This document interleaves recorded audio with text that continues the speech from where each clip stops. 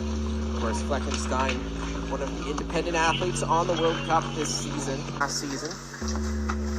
But the Whistler Mountain Ski Club alumni, making sure that she's still able to take on the best in the world on a weekly basis over in Europe. She takes on World Cup start 31. 26-year-old from Whistler, Canada, Stephanie Fleckenstein, down to the gate here in Val D'Isere. Back pole there, but manages to regain her composure and keeping those skis really flat throughout this section, driving forward to the finish line, and she hits the snow and she'll finish, and you can hear her shouts of discomfort. Oh, that did not look good for Steph Fleckenstein.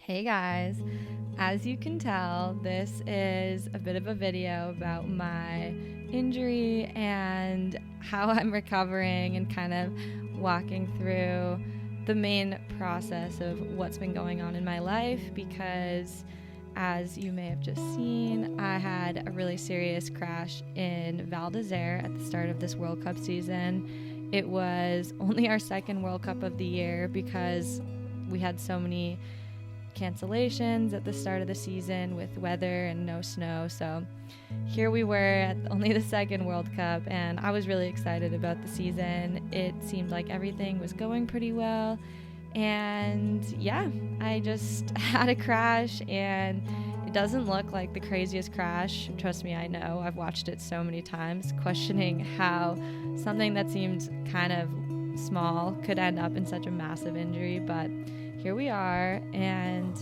basically what happened was my knee dislocated. It broke my tibia plateau off of my tibia, and then the tibia plateau itself broke into a bunch of pieces. There were like 6 big pieces that it broke into, but then there were a bunch of small pieces as well inside, which made the surgery quite complicated.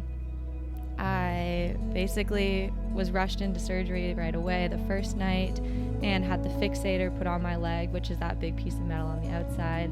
And then the next day I developed compartment syndrome in my lower leg, so they had to make 2 big incisions all the way from my knee down to my ankle on both sides of my leg to relieve the pressure. And then after 3 days, I was transferred to Austria, where I was able to get the 3rd and final surgery for this stage. And all of these clips are basically from Austria.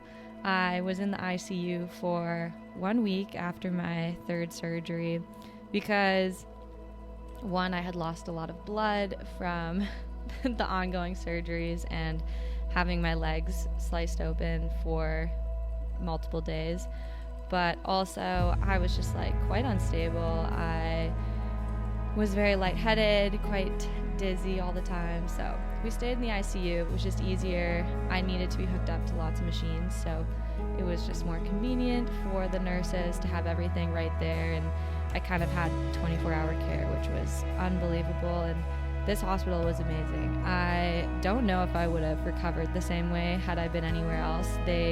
Nurses were amazing. I had a physio right away from day one, helping me, get that feeling back, trying to get my body feeling back normal, even if my leg wasn't going to. This video is the first time I tried to sit in a chair on my own, and I just could not comprehend how to sit down with my leg being straight. It was quite the experience, feeling like basically a baby.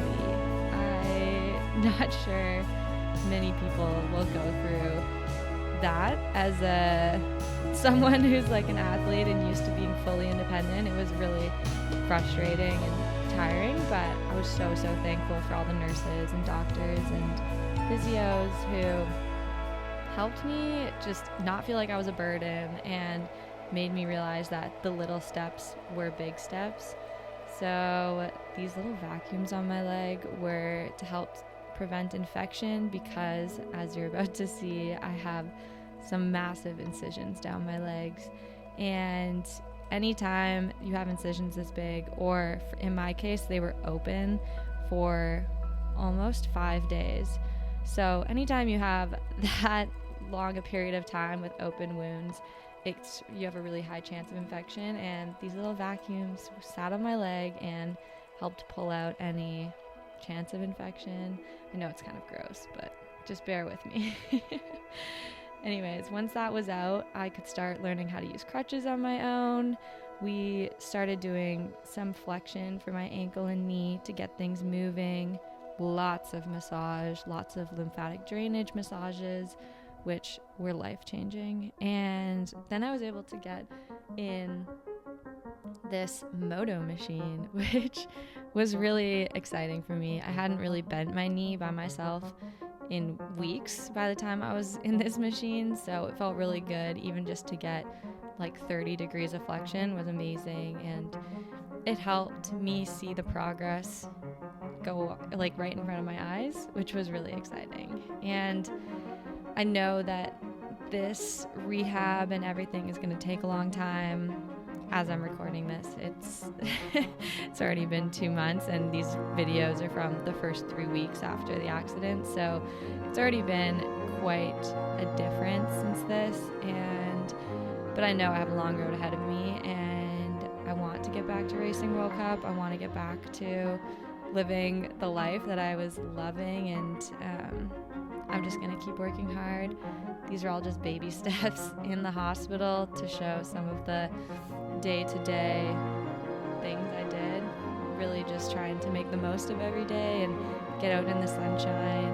You know, we would do laps around the floor on my crutches, and then they gave me some little weights to do workouts and give me the wheelchair, so I felt like I had a little bit of independence to kind of roll around.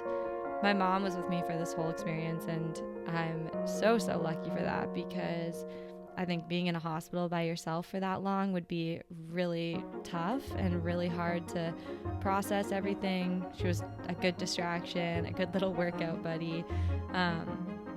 Yeah, we just tried to keep me busy. It was long days in the hospital, and for 3 weeks, after 3 weeks, you kind of start to lose your mind a little bit. So we just did anything we could that I was allowed to do to take my mind off what was going on. And when my stitches came out, this was like the craziest day for me. I feel like that was a turning point where I felt like I was getting back to normal. And mind you, my normal is a lot different right now, but we were just really trying to make progress no matter what. And yeah, I will make sure to keep posting new videos to show my progress, but these were the first couple weeks in the hospital when I was getting back to me.